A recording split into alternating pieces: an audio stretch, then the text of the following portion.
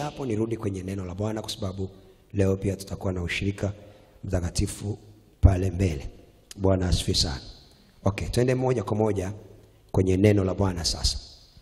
Itumie mauti ya Kristo Yesu kwa kukomboa na kufufua kila kitu kilichokufa kwenye maisha yako, ili viishi tena kwa kusudi lake. Bwana Yesu asifiwe. Nini maana ya mauti? Nini maana ya mauti? Mauti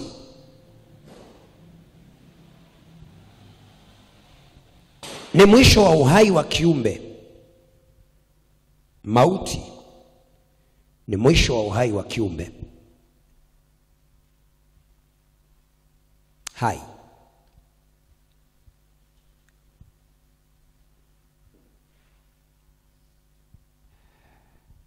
Ni mwili hupoteza uwezo wa kufanya kazi za kiasili kama vile kupumua au kudunda kwa mapigo ya moyo na mzunguko wa damu.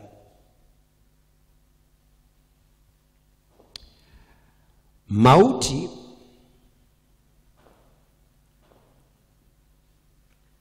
kibiolojia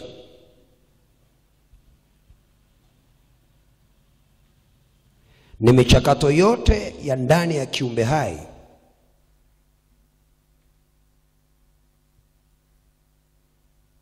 kupoteza uwezo wa kufanya kazi,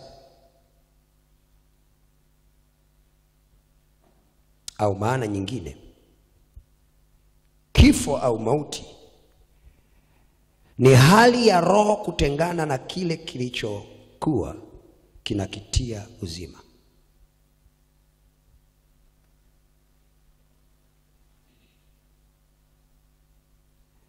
Kifo au mauti ni roho kutengana na kile kilichokuwa kinakitia uzima. Ni matokeo ya kupoteza uhai wa kiroho, kimwili,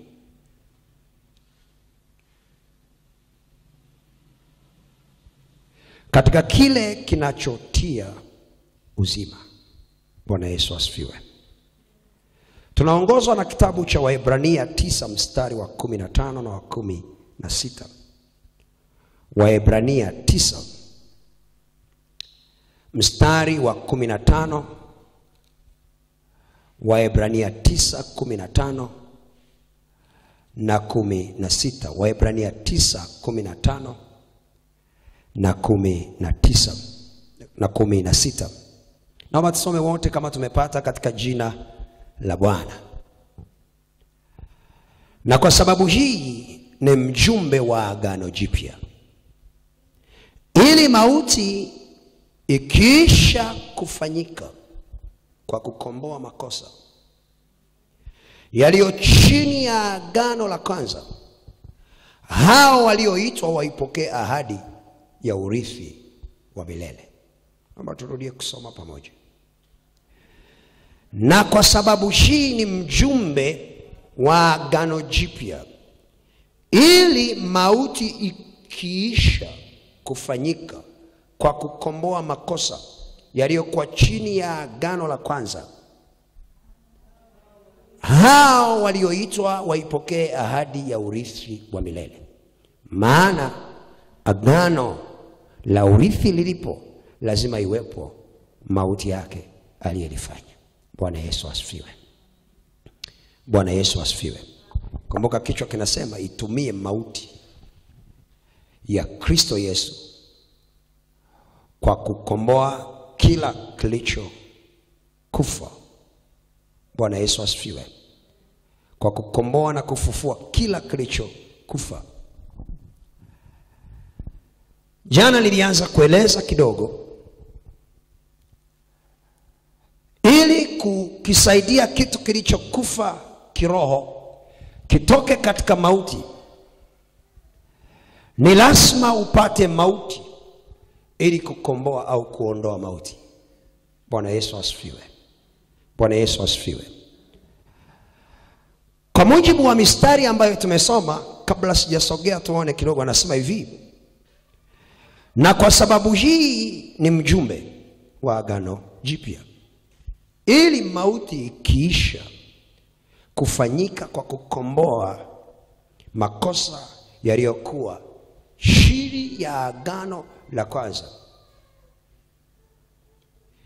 Ili mauti ikiisha kufanyika kwa kukomboa. Bwana Yesu asifiwe. Hii mauti ambayo inazungumzwa kwenye kitabu cha Waebrania ni mauti ya Kristo, ambayo ilifanyika, lakini ilifanyika kwa ajili ya kukomboa.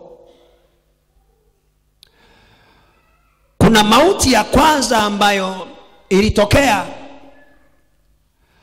katika agano la kale, mauti ambayo ililetwa kupitia Adamu wa kwanza. Kumbuka jana nilisema hatuwezi kuzungumza juu ya mauti, neno mauti, tusipozungumza juu ya Adamu wa kwanza, alafu tusipozungumza juu ya Adamu au mwanadamu Adamu wa pili ambaye ni roho yenye kuisha. Bwana Yesu asifiwe. Nilikwambia Adamu wa kwanza aliumbwa kwa udongo, na Adamu wa pili aliumbwa kwa neno. Huyu wa neno alikuja baada ya huyu wa udongo kukosea. Huyu wa udongo alifungua mlango wa mauti. Huyu wa neno akaja kupambana na huo mlango wa mauti. Okay. Mauti ya kwanza ililetwa kupitia shetani. Mauti ya pili ililetwa kupitia upendo wa Mungu. Bwana Yesu asifiwe. Narudia. Mauti ya kwanza iliyoletwa kwa mwanadamu ililetwa kwa hila ya shetani. Mauti ya pili ililetwa kwa pendo la Mungu. Maana Biblia inasema, kwa maana jinsi Mungu aliupenda ulimwengu hata akamtoa mwana wake wa pekee, ili kila amwaminie asipotee bali awe na uzima wa milele. Kwa hiyo Yesu aliuawa kwa upendo wa Mungu.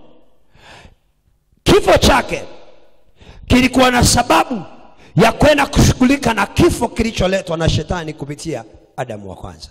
Bwana Yesu asifiwe. Bwana Yesu asifiwe. Bwana Yesu asifiwe. Bwana Yesu asifiwe. Sasa nimesema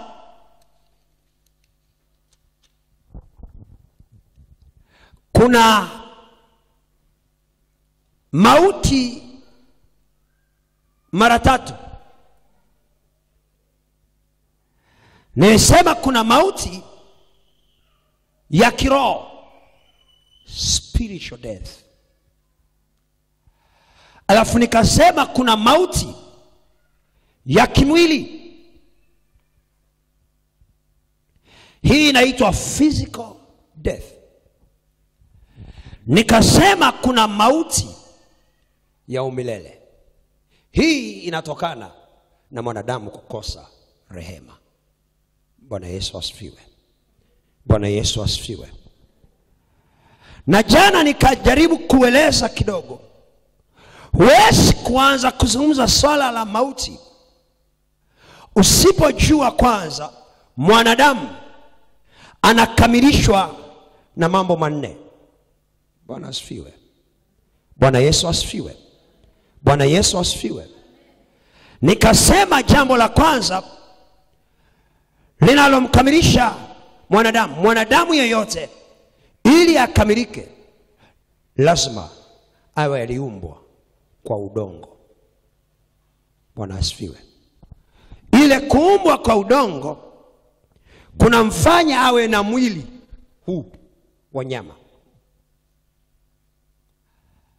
Jambo la pili, tunapozungumza uhai wa mwanadamu, tunalizungumzia swala la pumzi ya Mungu ambayo ndiyo roho ya Mungu ndani ya mwanadamu. Bwana Yesu asifiwe. Jambo la tatu, nikasema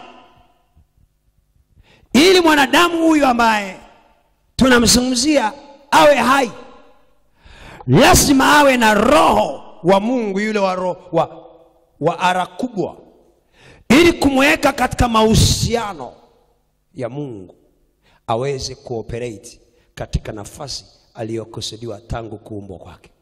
Bwana Yesu asifiwe. Na eneo la 4 tulisema ili mwanadamu akamilike na ajihakikishie kwamba ana kila kitu ambacho Mungu alimkusudia tangu mwanzo, lazima ndani yake arudishiwe tena uzima wa milele. Bwana Yesu asifiwe. Tukasema na uzima wa milele ndio huu wa kujua. Bwana Yesu asifiwe. Sasa haya mambo 4 yamewekwa katika ulimwengu wa kiroho na yatakiwa kuishi ndani ya mwanadamu aliyekamilika. Bwana asifiwe. Bwana Yesu asifiwe. Bwana Yesu asifiwe. Biblia inatuambia baada ya Mungu kumfinyanga mwanadamu akamweka duniani, kabla ya uhai alimpulizia pumzi puani. Kumbuka alimfinyanga kwa matope. Alipomaliza ili asimame huyu bwana aanze kuwa na utashi, akampulizia pumzi puani, yule mtu akawa nafsi hai. Ayubu 27 mstari wa 3 anatueleza jambo pale kabla ya kusogea. Ayubu 27 mstari wa 3. Ayubu 27 mstari wa 3. Maana nataka kusogea na wewe mahali fulani kidogo tena siku ya leo. Bwana Yesu asifiwe. Bwana Yesu asifiwe. Ayubu 27 mstari wa 3 anasema hivi, kama umepata tusome wote. Kwa kuwa uhai wangu ukali mzima ndani yangu, na roho ya Mungu katika pua yangu, hakika midomo yangu haitanena yasiyo haki, wala ulimi wangu hautatamka udanganyifu. Bwana asifiwe. Kwa nini alikuwa anazungumza hicho kitu? Jana nilianza kusema pamoja na Ayubu alikuwa anapita mahali fulani. Kwa wale ambao nakumbuka nilizungumza nikasema Ayubu, shetani aliruhusiwa kumvuruga kila mahali, kupambana na maisha yake. Aliua kila alichokuwa nacho. Roho ya mauti ilizunguka kila mahali. Lakini Ayubu pamoja na majipu aliyokuwa nayo, akafika mahali hakutaka kujivuruga na kumtenda Mungu dhambi, kwa sababu kuna kitu ambacho bado alikuwa na uhakika kipo ndani yake. Anasema kwa kuwa uhai wangu ukali mzima. Lile neno mzima maana yake bado kuna kitu kinaishi tofauti na kile ambacho adui alikitafuta. Bwana asifiwe. Bwana Yesu asifiwe. Kwa kuwa uhai wangu ukali hai ndani yangu,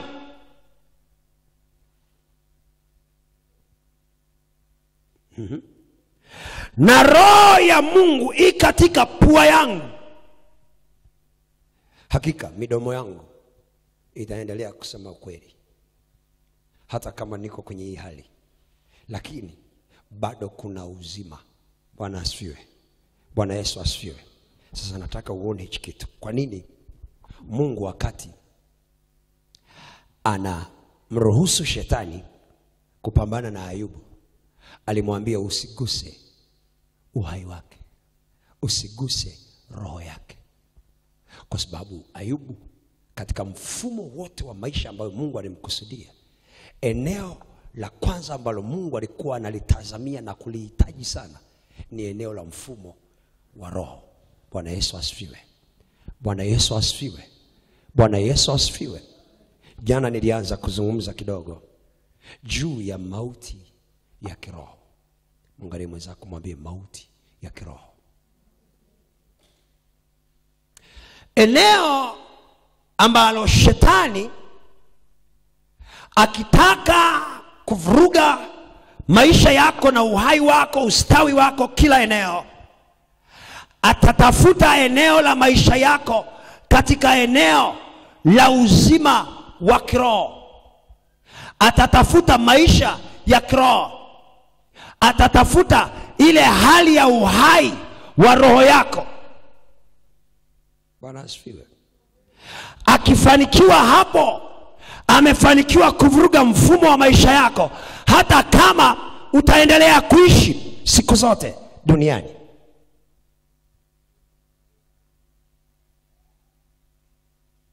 Kwa nini? Kwa sababu sifa ya mwanadamu yoyote inaishi katika roho ile aliyoumbiwa kwenye kusudi la Mungu la kuishi kwake. Bwana Yesu asifiwe. Angalia tena kile kitabu cha Mwanzo 41. Tumuone Yusufu. Mwanzo 41 tumuone Yusufu. Mstari wa 38, alafu nisogee. Sifa yako iko pale. Okay. Tuanze kusoma pamoja kama umepata. Bwana Yesu asifiwe. Bwana Yesu asifiwe. Kama umepata, naomba tusome pamoja. Kama umepata, naomba tusome pamoja. 1, 2, 3. Ule mstari wa 38. Farao. Okay, tuanzie 37. Neno hili likawa jema machoni pa Farao na machoni pa watumwa wake wote. Farao akawaambia watumwa wake, tupate wapi mtu kama huyu mwenye roho ya Mungu ndani yake? Bwana Yesu asifiwe. Bwana Yesu asifiwe. Bwana Yesu asifiwe. Okay. Watu wote waliokuwepo pale wakati Farao yupo walikuwa hai. Kimwili walikuwa wanaonekana. Lakini katika nafasi ambayo huyu bwana aliletwa kuishika, alionekana yeye ana roho ya Mungu tofauti na hao watu wengine. Farao akajaribu kueleza, tumpate wapi mtu kama huyu ambaye ana roho ya Mungu ndani yake? Okay. Roho ile haikuwa roho ya kawaida. Haikuwa tu ile hali ya kumuona anatembea. Ilikuwa ni hali ya uhai wa Yusufu ambao alipewa kwa ajili ya kumsaidia katika maisha yake kiutendaji. Bwana asifiwe. Bwana Yesu asifiwe. Anaonekana ni wa tofauti. Kwa nini anaonekana ni wa tofauti? Kwa sababu ndani yake kuna namna kwenye eneo la kiroho bado hajaharibiwa, hajavurugwa, hajashughulikiwa na kuvurugwa. Okay. Ngoja nisogee kidogo. Bwana Yesu asifiwe. Bwana Yesu asifiwe. Bwana Yesu asifiwe. Okay, fungua pamoja na mimi kitabu cha Mwanzo 3. Angalia pale kitu ambacho Mungu.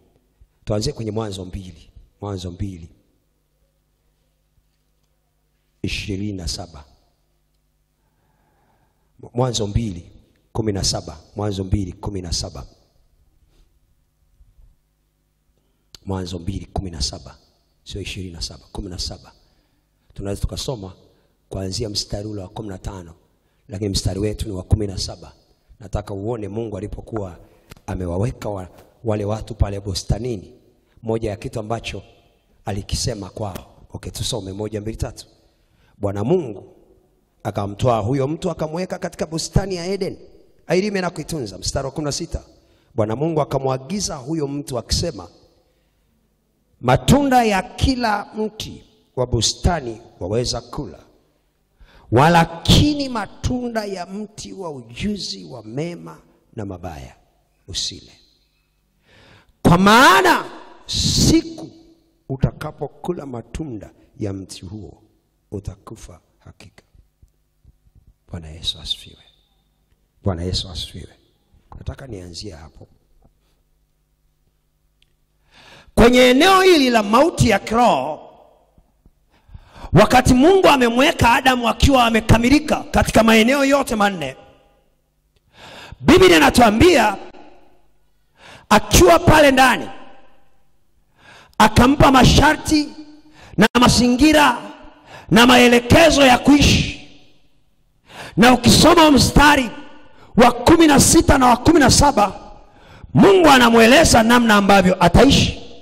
Biblia inatuambia hivi, Adam na Hawa wakaingizwa pale wakaanza kuishi. Sasa angalia, shetani alijua hawa watu wana mauti aina 3. Unanisikia? Kuna mauti ya kimwili, kuna mauti ya kiroho, alafu kuna mauti ya umilele ya kukosa rehema. Bwana asifiwe. Sasa ili hawa watu wafike mahali, ninajua leo nikienda pale kuna aina ya mauti itaingia kwao. Hii mauti itapita pande zote. Hata kama mwili utakuwepo, lakini ule umilele pia utaondoka. Kwa hiyo nitafute mlango. Ndio maana jana nilianza kukwambia eneo la kwanza la mauti ambayo ni mbaya na inashughulika na mtu vibaya ni eneo la mauti ya kiroho. Bwana Yesu asifiwe. Sasa angalia, shetani akafanya hivi, akaenda akaanza kuzungumza na Hawa.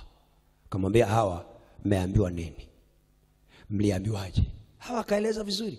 Akamwambia tuliambiwa matunda yote tunaweza kula, lakini moja tu, la ujuzi wa mema na mabaya tusile. Kwa nini mliambiwa msile? Tuliambiwa tukila tutakufa. Mwangalie mwenzako, mwambie tutakufa. Sasa angalia, shetani akamwambia sikiliza, hamtakufa.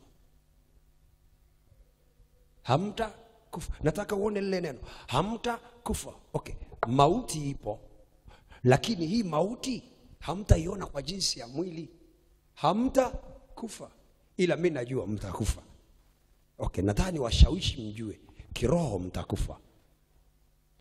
Shetani anajua ndani kiroho watakufa, lakini kimwili hawatakufa. Unanisikia? Akawaambia hivi, mnadanganywa.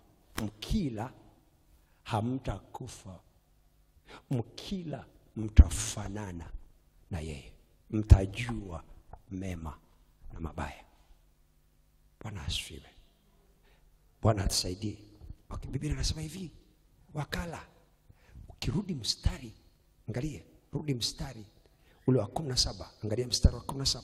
Anasema hivi, walakini matunda ya mti wa ujuzi wa mema na mabaya usile, kwa maana siku utakapokula matunda ya mti huo utakufa hakika. Sasa Biblia inasema hivi, kwa maana siku utakapokula. Siku, mwangalie mwenzako mwambie siku. Mwangalie usoni mwambie siku. Okay, inamaanisha hivi, baada ya Hawa kula pale ile siku, akampelekea na Adam akala ile siku, moja kwa moja waliingia kufa. Walikufa. Mwangalie mwenzako mwambie walikufa. Sasa angalia, walikufa, lakini walikuja kuishi miaka 900 katika mwili.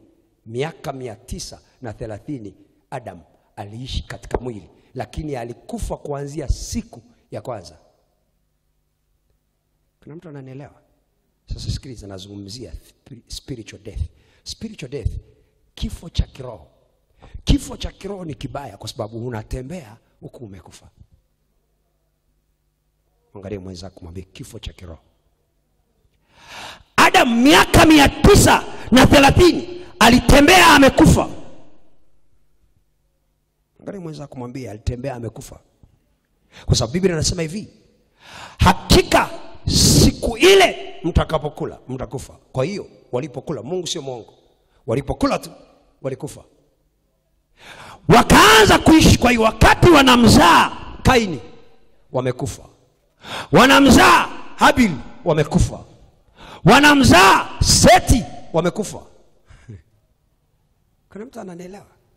Mauti waliokuwa wamekufa ilikuwa ni mauti ya kiroho. Mauti ile ilitokana na nini? Shetani alitaka wakati wale watu wamekuwa na mahusiano mazuri na Mungu, ayavunje yale mahusiano, waanze kuwa mbali. Na kifo cha kiroho huwa kinamfanya mtu kuanza kujikuta anasogea mbali na mambo ya kimungu. Sio maombi. Maombi sio mambo ya kimungu. Mwangalie mwenzako kumwambia maombi sio mambo ya kimungu. Kuna mambo ya kimungu na maombi. Sasa sina muda wa kueleza mambo ya kimungu. Kila mtu huwa anaenda maombi lakini amekufa kiroho. Unanisikia? Bwana asifiwe. Bwana Yesu asifiwe. Wakati Adam anashughulikiwa na Hawa, Shetani alijua miaka 900 Adam ataishi. Kwenye mwili ataonekana, lakini hata kuwa na ile roho aliyopewa kumsaidia kufanya maisha. Kwa hiyo akamvuruga Adam, akamvuruga Hawa, wakajikuta wako nje ya msingi wa Mungu, wakaanza kutembea na mauti ya kiroho. Mwangalie mwenzako mwambie mauti ya kiroho. Na jana nilianza kueleza vizuri, nataka niingie kidogo ndani hapo. Nilikupa mfano kwenye kitabu cha Luka 15. Tuangalie tena ule mstari Luka 15:21 mpaka 24 ili nianze kusogea. Bwana Yesu asifiwe. Luka 15:21 mpaka 24. Natamani hata wewe ambaye umekuja leo unielewe kidogo. Bwana Yesu asifiwe. Naamini kuna mahali unapiga hatua. Bwana asifiwe sana. Okay. Luka 15. Mmeshafungua na mimi? Wangapi mmeshafungua? Okay, tusome ule mstari wa 21. Mmeshapata? Tunaanza kusoma pamoja. Bwana Yesu asifiwe. 21 tena mpaka 24. Tusome wote pamoja. 1, 2, 3. Yule mwana akamwambia, Baba, nimekosa juu ya mbingu na mbele yako. Sistahili kuitwa mwana wako tena. Tunafahamu hizi ni habari za mwana mpotevu. Mstari wa 22. Lakini baba alimwambia watumwa wake, lileteni upesi vazi lililo bora, mkamvike, mtieni na pete kidoleni na viatu miguuni. Mleteni ndama yule aliyenona, mkamchinje, na stule na kufurahi. Mstari wa 24. Kwa kuwa huyu mwanangu alikuwa amekufa, naye amefufuka; alikuwa amepotea, naye ameonekana. Wakaanza kushangilia. Bwana Yesu asifiwe. Bwana Yesu asifiwe. Okay. Jana nilianza kueleza hivi. Baada ya Shetani kumvuruga yule mwana mpotevu, ni kama alivyofanya kwa Adam na Hawa. Adam na Hawa walipovurugwa, moja ya kitu kilichotokea, walitengwa, wakaondolewa kwa Mungu. Wakati Shetani anamtafuta mwana mpotevu, alipoifikisha mauti ya kiroho kwake, ile mauti ikampeleka mahali pa kujikuta anachukua kila kitu cha kwake, akaenda akaanza kukitumia. Biblia inasema alichukua kila urithi unaomwangukia. Bwana asifiwe. Kila sehemu ya mali inayomwangukia akaondoka. Biblia inasema akaenda akaitapanya kwa miaka, sio kwa siku moja au mbili. Biblia inasema kwa miaka. Alipokaa kule kwenye ile nchi akateseka, akafika mahali siku moja Mungu anamfuatilia. Kama vile ninavyofundisha saa hii, inawezekana alikutana na mwalimu fulani akaanza kumfundisha na kumhubiria swala la kifo cha kiroho. Akajigundua, Biblia inasema akazingatia moyoni. Unajua neno kuzingatia moyoni ni ujumbe umekuja, alafu ukakuchoma. Alafu ulipokuchoma ukapata ufahamu ndani. alafu kaanza kukugeuza kurudi ulikotokea, maana unajua kuna kitu umepoteza. Biblia inasema akiwa na ile mauti akarudi, akamwambia baba yake, nimekosa, sistahili tena kuitwa mwana wako. Yule baba akawaita watu, akawaita wajakazi, kaita na kijana wake mkubwa, akamwambia tafuteni ndama aliyenona. Wakamvika vazi, wakamvika pete, wakamweka vizuri. Biblia inasema hivi, akasema hivi, tunatakiwa kumshukuru Mungu. Kwa sababu gani? Huyu mtu alikuwa amekufa na sasa amefufuka. Alikuwa amepotea na sasa anaonekana. Tazungumza hilo neno kupotea alafu kuonekana kwenye pointi baadaye. Bwana asifiwe sana. Bwana Yesu asifiwe sana. Sikilize. Roho ya mauti au mauti ya kiroho inapoishi na mtu, huwa yule mtu, jana nilisema, anaweza akajikuta anafanya maamuzi mabaya. Kama alivyofanya huyu kijana, alichukua kila kitu cha urithi kinachomwangukia, akajikuta ameenda kutapanya. Muda wake ukaondoka, miaka ikaondoka, siku zikasogea. Biblia inasema alipofika mahali, neema ndio ilimtafuta. Alikuwa amekufa kwa miaka, amekufa kiroho, kimwili anatembea. Jana nikakuuliza, wewe uko hai kiroho au umekufa lakini tunakuona bado mtaani? Kwa sababu mauti ya kiroho haina maana tutakuwa tunashuhudia kaburi lako liko shambani kwenu au limepelekwa mahali kwenye manispaa, maeneo ambayo wameweka makaburi, au kuna mahali fulani kwenye ukoo wenu wametenga. Hatutaona kaburi lako kwenye mwili. Ukisha kufa kiroho unapoteza ile hali ya maisha na ile neema ya kufanya vile vitu vilivyokusudiwa. Kwa hiyo hakuna mtu atakayegundua mapema kwamba wewe ulikufa kiroho au umekufa kiroho.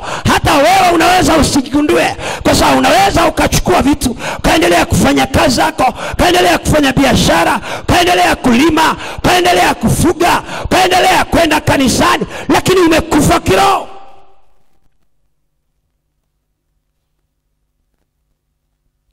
Unapokuwa umekufa kiroho, nisikilize, kuna neema inaondoka ndani yako. Kuna hali ya maisha fulani ambayo ulipewa inaondoka. Ndio maana baada ya yule kijana kupoteza, alipokufa kiroho, Biblia inatuambia alifika mahali akatapanya kila alichokuwa nacho kilipotea. Mwangalie mwenzako, mwambie umekufa kiroho. Okay. Naomba nisogee kidogo hapo, niseme kidogo madhara, niendelee na madhara. Jana nilisema pointi ngapi? 2. Alafu nikaishia pale kwa sababu muda ulikuwa umekimbia. Leo naweza nikasema 2 au 3. Madhara yanayoambatana na kifo cha kiroho kwa mtu. Ya tatu.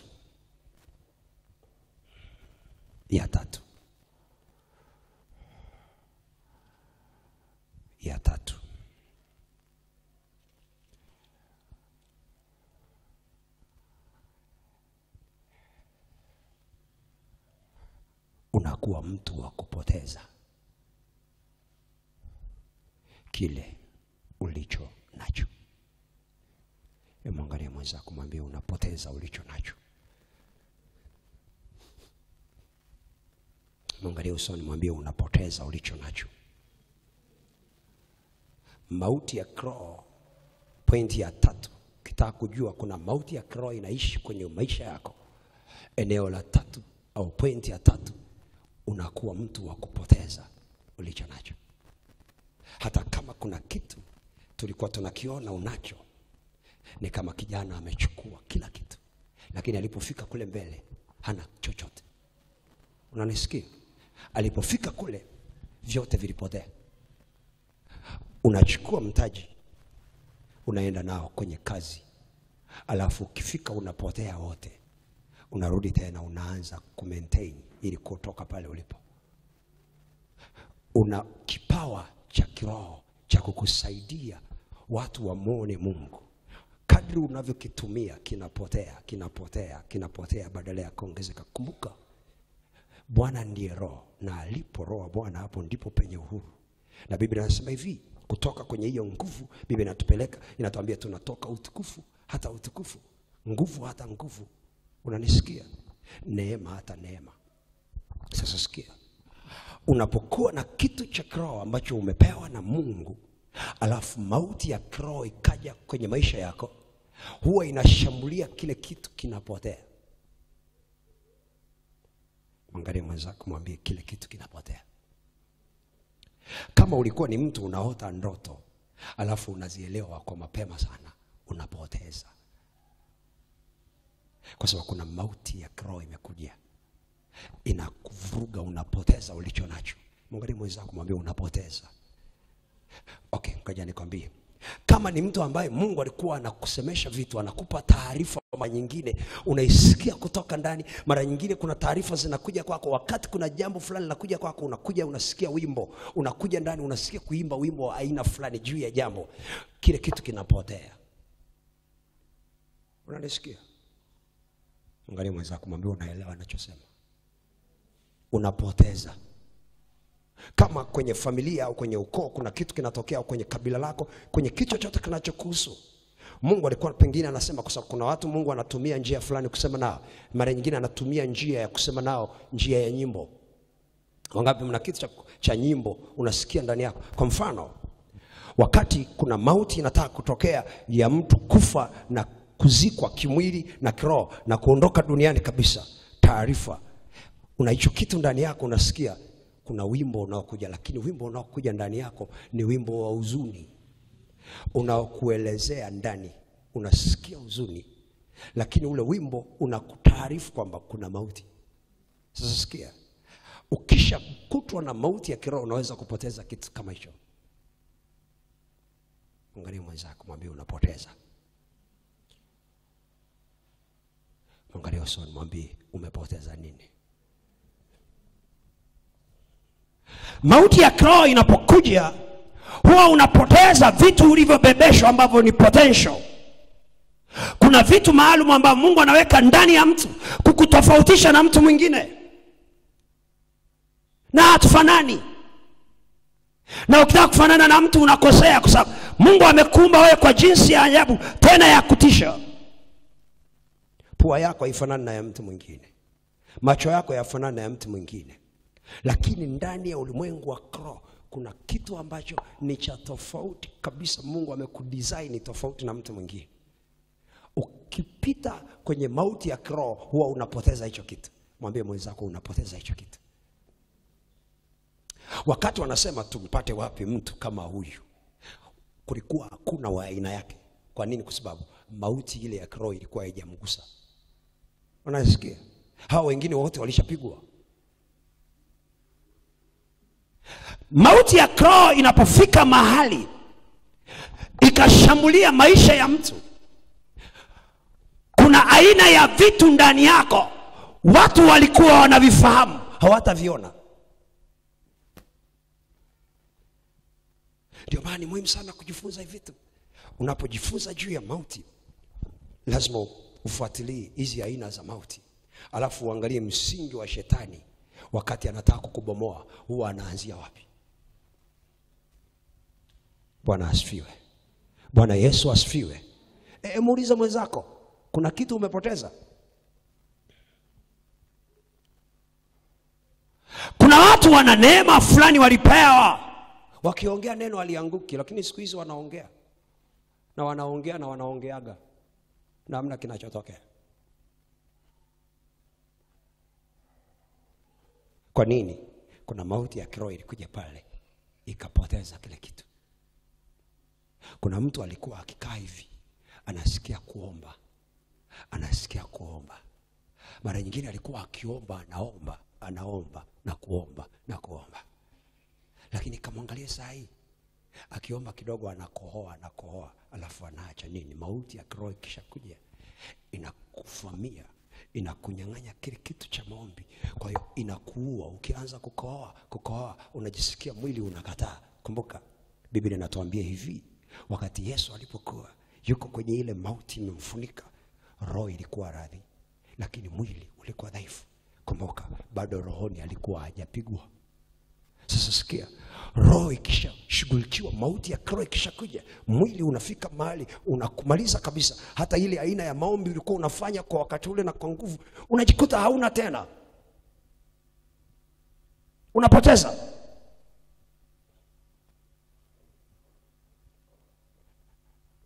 Okay, pointi ya 3. Ya 4. Pointi ya 4. Ninajaribu kuruka, sisemi zote. Bwana asifiwe sana. Bwana Yesu asifiwe. Bwana Yesu asifiwe.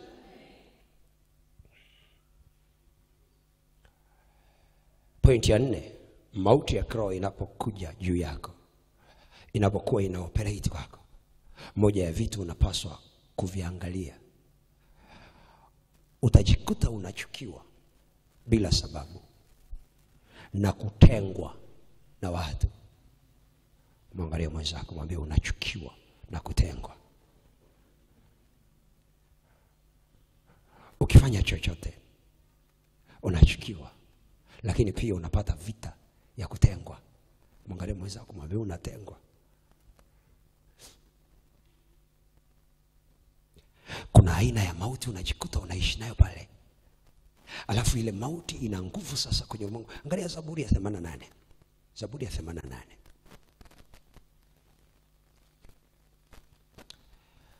Zaburi ya 88. Mstari, tuangalie kwanza ule wa 3. Alafu tutasoma wa 5. Tuangalie wa 3 mpaka wa 5.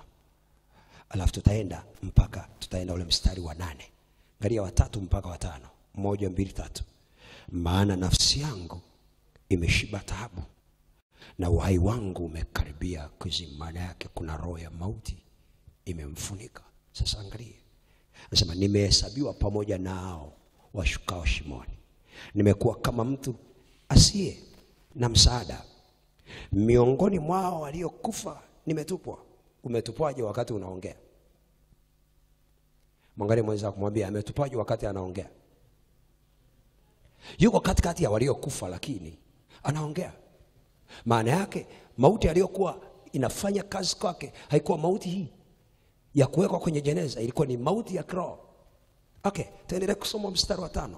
Anasemaje? Miongoni mwao waliokufa nimetupwa, kama waliouawa walalao makaburini, hao ambao wewe huwakumbuki tena, wametengwa mbali na mkono wako. Angalia mstari wa 8, wa 9, wa 8. Wanijuao umewatenga nami, umenifanya kuwa chukizo kwao. Kuna mtu anaona mstari? Okay. Dalili, madhara yanayoweza kuambatana na spiriti ambayo inaambatana na mauti ya kiroho kwa mtu. Mtu akishaanza kufa kiroho au akiwa amekufa kiroho, moja ya kitu ambacho kinamfuata, anachukiwa, lakini anatengwa. Watu hawamtaki, hata kama ni muombaji, watu hawamtaki. Sio kwa sababu ana nguvu za kimaombi. Kuna kitu kimekufa ndani. Kuna namna ya mauti ya kiroho imeanza kuingia. Kuna mtu ananielewa? Siki, mauti ya kiroho ikianza kupenya mahali, unapoteza mpaka ndugu zako wa damu hawakutaki. Sasa wewe unaweza ukafika mahali ukasema ni kwa sababu nimeokoka. Unaweza ukaokoka lakini ukao umekufa kiroho.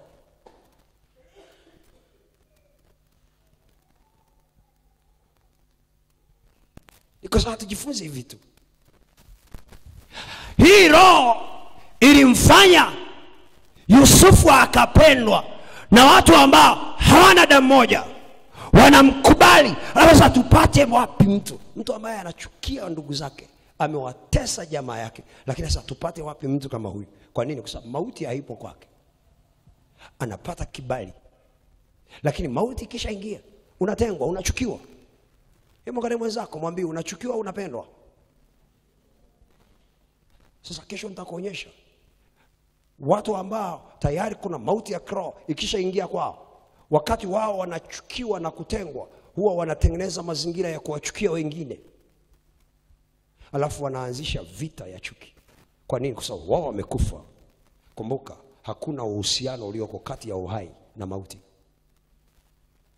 Ndio maana Kristo alipokuja ilibidi atumie mauti kuondoa mauti, kwa sababu hakuna uhusiano kati ya uhai na mauti.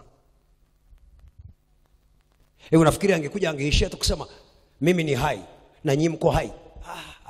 Lazima mauti ije kwanza.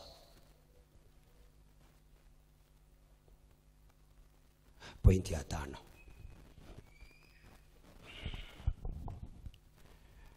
Kuna mtu ananielewa kidogo? Bwana Yesu asifiwe. Bwana Yesu asifiwe. Pointi ya 5. Naruka. Unakuwa. Pointi ya 5.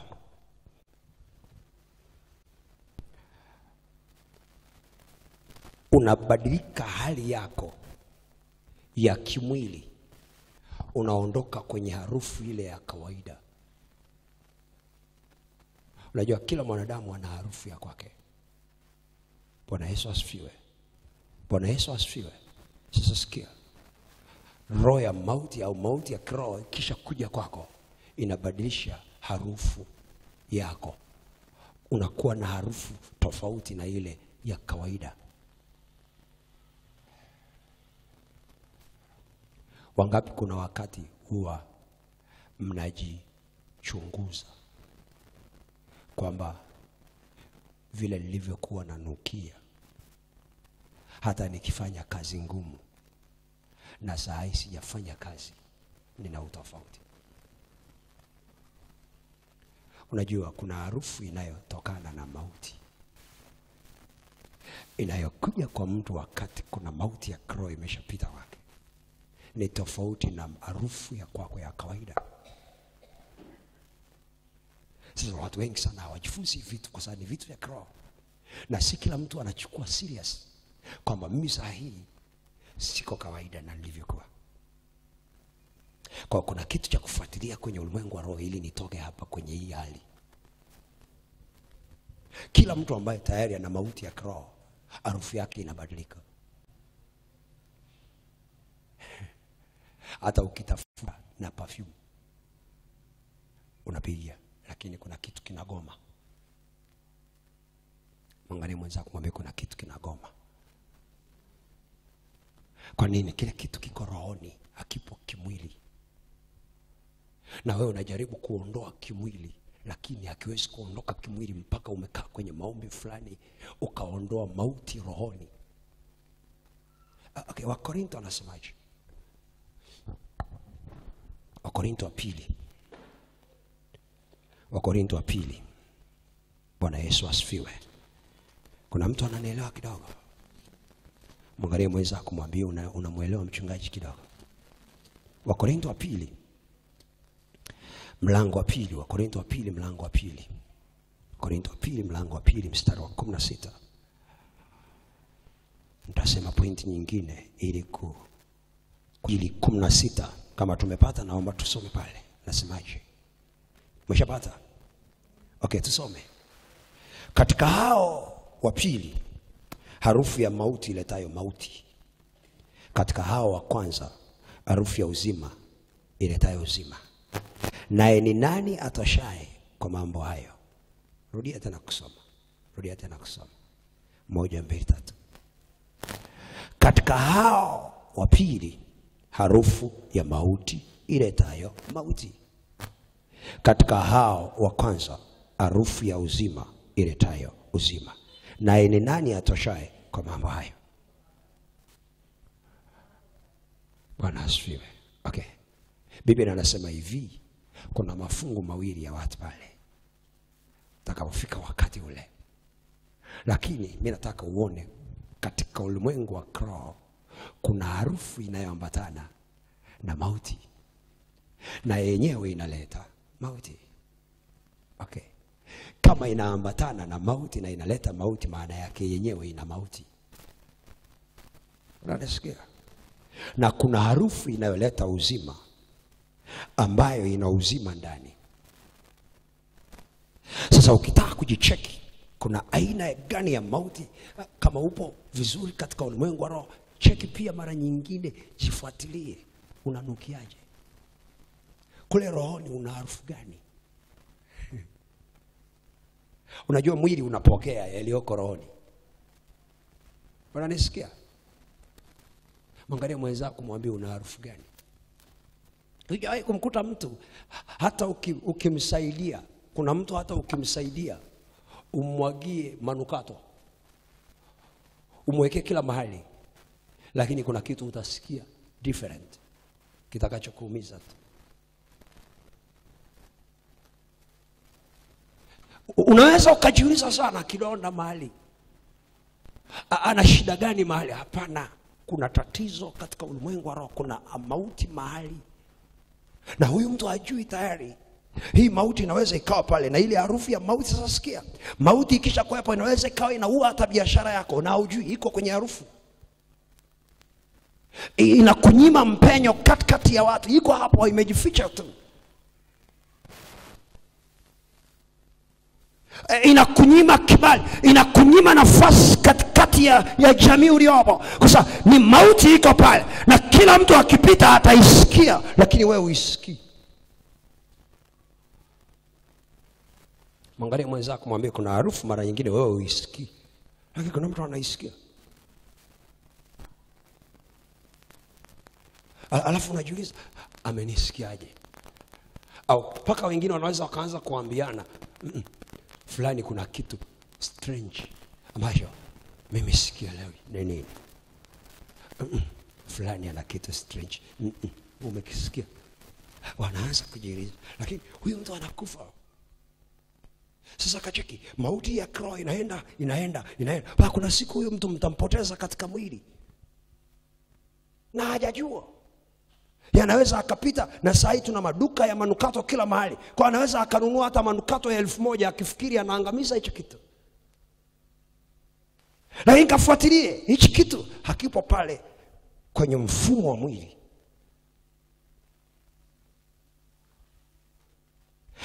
Inavuruga maisha, inavuruga mifumo, inavuruga hali. Alafu ghafla unajikuta uko duniani, lakini kuna vitu haviendi.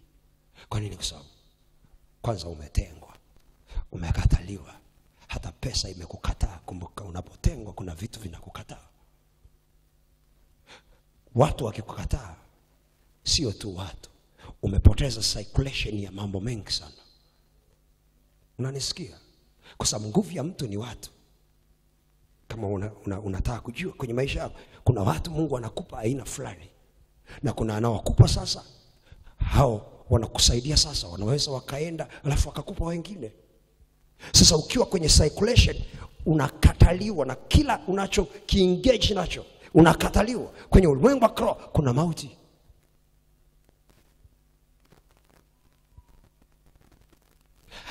Cheki, fuatilia harufu iliyopo rohoni. Ni aina gani? Mbona umekunywa dawa haijatoka? Mwangalie mwenzako, mwambie mbona umekunywa dawa haijatoka? Na hiyo na mahali unakunywa na dawa haitoki, kwa sababu ile haisubiri dawa. Ile iko rohoni. Kuna mauti ipo somewhere. Na usipojua hicho kipindi, wakati harufu iliyopo rohoni ni harufu sio nzuri na imekuja katika mwili, utapitia vitu vibaya, utapitia hali ngumu ya maisha, kwa sababu unatembea na mauti.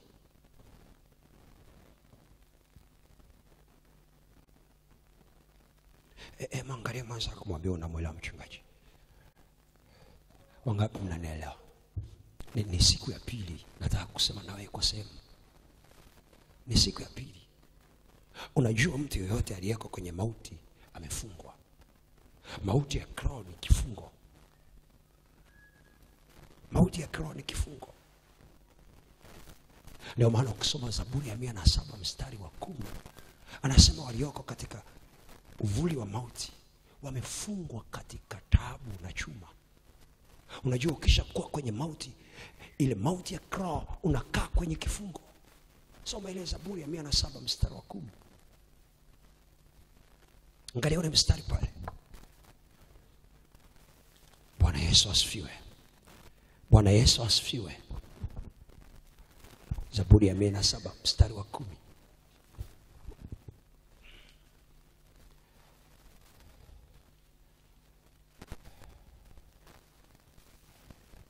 Hallelujah. Zaburi ya 107 mstari wa 10. Unaona anachokisema pale? Anasemaje? Waliokaa katika giza, alafu sio la uvuli. Giza linajitegemea. Alafu anasema na uvuli wa mauti, wamefungwa katika taabu na chuma. Nataka uone hicho. Alafu anarudia kwenye mstari wa 14 kwa msisitizo. Angalia mstari wa 14. Anasemaje? Aliwatoa katika giza na uvuli wa mauti, akayavunja mafungo. Kwa nini? Kwa sababu mauti inafunga. Mtu yoyote ambaye ana mauti ya aina fulani ni mtu aliyefungwa. Na hakuna ukifuatilia, hakuna aliyefungwa ambaye ana uwezo wa kujifanyia mambo kwa uhuru. Ndio maana ukishavamiwa na spirit ya mauti, kuna uhuru wa maeneo kwenye maisha yako unapotea. Kama ulikuwa unaomba kwa staili uliokuwa unaomba, inakata. Kama ulikuwa una nguvu ya kufanya mambo fulani fulani, inaondoka. Kama ulikuwa hata una uwezo wa kufunga siku 40, unajikuta hata siku 3 unapata shida.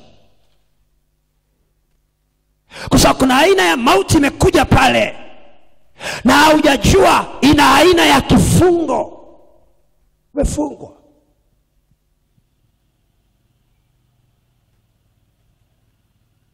Na sasa ukishafungwa pale, muda unakimbia. Ukishakaa pale kwenye ile eneo umefungwa, ile mauti itaendelea. Utaendelea kuonekana kimwili, lakini kuna vitu havitokei kwenye maisha yako. Nimekwambia utapoteza. Utakuwa mtu ambaye huna tena nafasi. Ndio maana kuna mtu mauti kisha mshika, usimpe kwanza mtaji. Kama unataka kumpa mtaji wa biashara, usimpe pesa kwanza, kwa sababu hata ukimpa milioni 100 atazipoteza. Unanisikia? Anapoteza uhuru. Zaburi 49 anaeleza kitu fulani pale, hebu kiangalie. Anapoteza uhuru. Zaburi 49 mstari wa 14. Usimpe mtu kama tayari ameingia kwenye mauti, mfungue kwanza kutoka pale, alafu msaidie. Utamuona anasogea. Angalia ule mstari wa 14 anasemaje? Kama kondoo amewekwa kwenda kuzimu, na mauti itawachunga. Jana nilikwambia unakuwa under control. Unakosa uhuru. Ukishakosa uhuru, mauti inapokuchunga, kuna aina ya vitu unapoteza. Unakuwa ni mtu wa hasara wakati hautegemewi kuwa na hasara.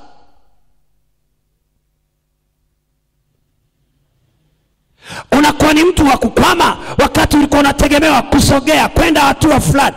Kuna mahali unashindwa. Angalia mauti kisha ingia mahali. Mauti ya kiroho kisha kamata eneo. Hata ukiwasaidia watu, hao watu hawawezi kusogea. Hawasogei. Kwa sababu wanakosa uhuru wao.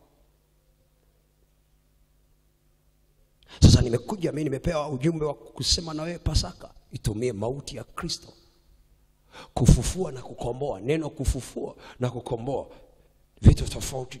Maana yake ukishafufua, komboa. Sikiliza. Unafufua alafu unamrudishia vile ambavyo vilikuwa vimemwacha. Unajua hata Lazaro alipokufa, wakati anatolewa gerezani na anatolewa kaburini, ukisoma Biblia yako, Biblia inasema walipomtoa, aliposema mtoeni, si ndio? alimuita kwanza Lazaro, akasema mtoeni, si ndio? Mfungueni sanda. Baada ya kumfungua sanda, kasome Biblia yako mbele kule, alitakiwa aanze sasa na kuishi na kupewa chakula. Na kuna aina ya maisha aanze kurudishiwa. Huwezi kutoka kwenye mauti alafu usikomboe ukaishi vile vitu wa mwanzo ulikusudiwa. Lazima ujue kurudisha uhai alafu kukomboa ulichotakiwa. Kuna watu tunaweza kuwafufua lakini wasipige hatua na kile kitu kwa sababu hatujakirudisha kwao. Kufufuka ni tofauti na kupewa vile vitu tena ni tofauti. Ndio maana nasema hivi, na akiisha, Biblia inasema akiisha, akiwa mjumbe wa hilo agano, anasema akiisha kufanya mauti ya ukombozi wa urithi. Maana yake ile mauti ilikuwa irudishe uhai alafu ilete urithi uliopotea iwarudishie. Kuna mtu anaelewa? Kongamano au semina hii ndani ya hizi siku za Pasaka haina maana tu ya kukupeleka kuelewa tu juu ya somo. Soma kile kitabu cha Waebrania, soma tena pale ili nikuonyeshe maana hiyo Pasaka nayoizungumza. Na ni kwa nini nazungumza juu ya mauti. Sasa ni muhimu sana, kama unanuka mauti lazima tukutoe pale. Bwana asifiwe sana. Ngoja niache pointi zingine, naomba tutazungumza hizo pointi zingine kesho. Bwana Yesu asifiwe. Bwana Yesu asifiwe. Hata kama hujarizika lakini kuna sehemu angalau umepata kitu cha kukusaidia. Biblia inapozungumza juu ya haya madhara yako mengi sana, nitayasema kesho mengine. Mungu akupe nafasi kesho, jitahidi kuwahi Ijumaa Kuu. Bwana Yesu asifiwe. Bwana Yesu asifiwe. Bwana Yesu asifiwe. Ile Waebrania 9 mstari wa 15 na wa 16. Waebrania 9 mstari wa 15 na wa 16. Naposema itumie mauti, kwa nini? Kwa sababu mauti ya Kristo ni mbadala wa mauti iliyokuja katika ulimwengu wa roho.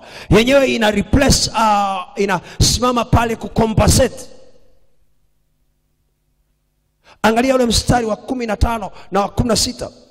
Anasema hivi, na kwa sababu hii ni mjumbe wa agano jipya, ili mauti ikiisha kufanyika kwa kukomboa makosa yaliyokuwa chini. Okay, mauti ikiisha kufanyika, maana yake hii mauti kazi yake ni kukomboa makosa yaliyofanyika katikati ya ulimwengu wa roho ambayo yamesababisha mauti wako. Hii kazi yake ni kukomboa. Sasa angalia, inakomboa alafu inafanya nini? Mstari wa 15, twende na wa 16.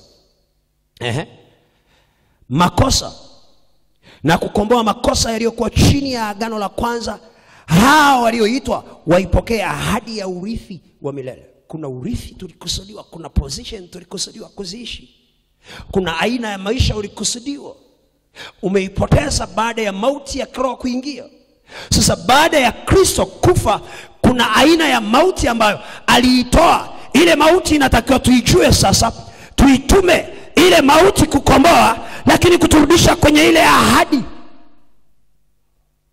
na ule urithi ambao anasema mstari wa 16, maana agano la urithi hili lazima iwepo na mauti. Kwa kama kuna mauti itokea, kuna mauti imekuja. Ngoja nikuonyeshe.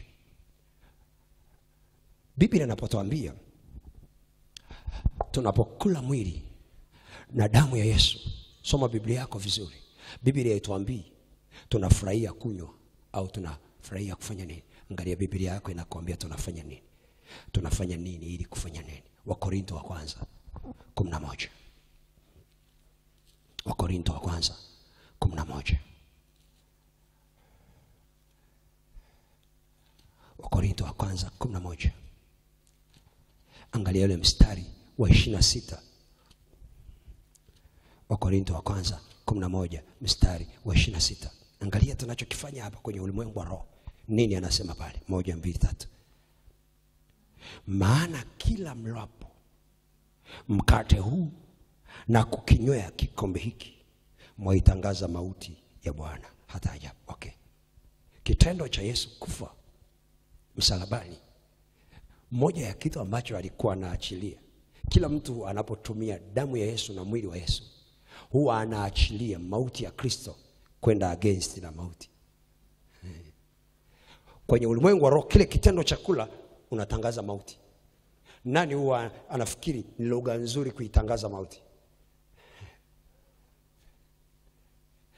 Kwa nini hii ya Kristo tunaitangaza kila mara, kila tunapokula? Kwa sababu ina kazi ya kuondoa mauti iliyopo kwetu. Unanisikia? Sasa sikia. Huwezi kuondoa mauti bila kutangaza mauti.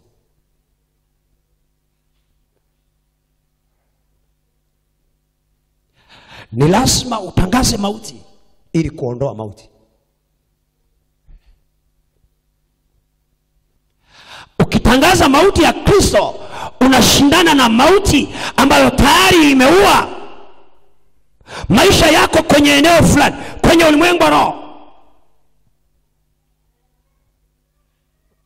Wakati fulani nilikuwa kwenye huduma moja mahali, alafu tukawa tunafanya ushirika mtakatifu. Alafu Mungu akanitumia kuzungumza na wale watu kwa muda kidogo. Alafu nikawaeleza habari ya damu ya Yesu na mwili wake wakati tutaenda kushiriki. Kuna mama mmoja alikuwa ana tatizo ndani ya tumbo. Alafu lile tatizo lilikuwa limemchukua miaka. Alafu watu wengi sana hawapendi kukaa karibu na yeye, kwa sababu kila wakikaa karibu na yeye ana harufu inayofuka mbaya. Hafi, anatembea, yuko hai kimwili, lakini ana mauti imemshika yule mama. Miaka anateseka. Biblia inasema pale, nikafundisha hicho kitu kwa muda, akanielewa. Alafu wakati wa kushiriki, wakati tunaanza ile ibada ya ushirika, akaja madhabahuni nilipokuwa nimesimama, akapiga magoti. Alafu alipokuwa amepiga magoti, akaniita namna hii kabla ya kumpa ushirika. Akaniambia, unajua wakati nashirikisha machozi yakanitoka. Alafu ninapoambiwa nikaanza kusikia harufu. Moyo wake unataka nielewe hali yake. Hawezi kuniambia tena kwa maneno. Aliniambia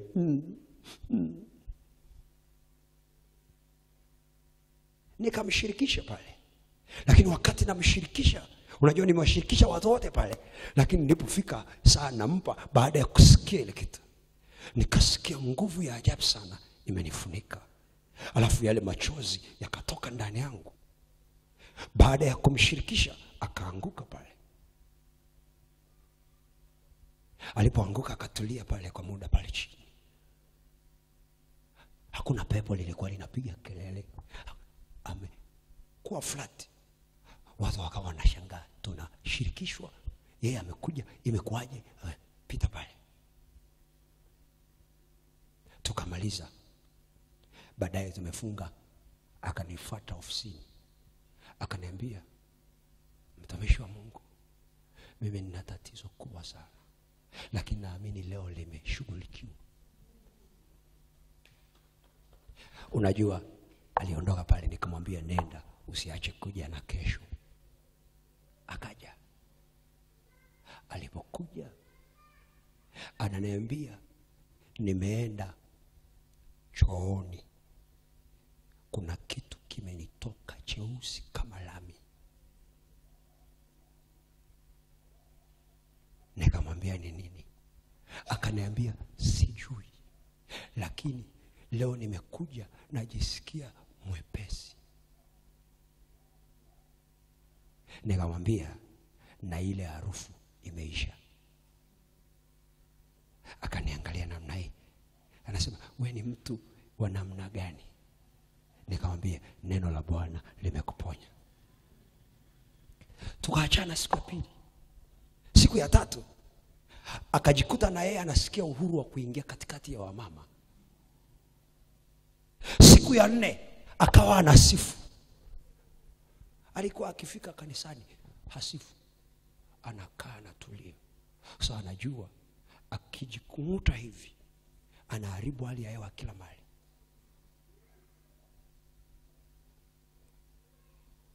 Nini nataka kuzungumza hapa? Sikia. Unapotumia damu ya Yesu, unaitangaza mauti. Unapotangaza mauti, unaondoa mauti. Ujanisikia? Sikia. Ni siku ya pili. Leo ni Alhamisi Kuu. Mungu amenituma kusema na wewe. Kuna aina ya mauti inawezekana unaishi nayo. Lakini tunapokwenda kupita kwenye ushirika mtakatifu saa hii, kila aulaye mwili wake na kuinywa damu yake, Biblia inasema anapoitangaza mauti, kuna aina ya mauti inaondoka. Sasa sikia, Waebrania 2:14 anasema nini? Anasema hivi, kwa kuwa watoto wameshiriki mwili na damu, naye vivyo hivyo, ili amharibu yeye ambaye ameitengeneza mauti, aondoe mauti. Soma ile Waebrania 2:14 pale. Nataka tukaombe. Bwana Yesu asifiwe. Bwana Yesu asifiwe. Waebrania 2:14 anasemaje? Basi kwa kuwa watoto wameshiriki damu na mwili, yeye naye vivyo hivyo alishiriki hayo, ili kwa njia ya mauti amharibu yeye aliyekuwa na nguvu za mauti. Okay. Kristo anajitoa, anakufa ili aharibu kufa. Unanisikia? Anavaa mauti ili aharibu mauti. Huwezi kuharibu mauti haujaingia kwenye mauti. Inawezekana kuna aina ya mauti unapita nayo, iko mahali. Saa inawezekana umetengwa, saa inawezekana umefungwa, saa inawezekana unapoteza. Ni mtu ambaye unakusanya, lakini nafika mahali unapoteza. Haujui vimeelekea wapi. Ukiangalia kuanzia Januari mpaka saa mwezi wa 4, kuna kitu unafikiria, kuna namna, kuna vitu vimepita mikononi mwako, lakini hauoni kile kiwango ambacho ulitamani. Ngoja nikwambie, inawezekana mauti ilikuwepo, lakini Kristo Yesu amekufa msalabani. Baada ya kufa kwake, kuna aina ya uzima aliyokusudia uje tena. Mauti ya Kristo inaenda kuondoa mauti ulionayo kibiashara, inaenda kuondoa mauti ulionayo kwenye ndoa, kwenye afya, kwenye mwili. Kuna aina ya mauti jioni ya leo inaenda kukuachilia. Inawezekana una mauti ya kiagano. Sae yuko Bwana anaenda kuiondoa mahali ilipokaa. Iko mauti inaenda kuondoka.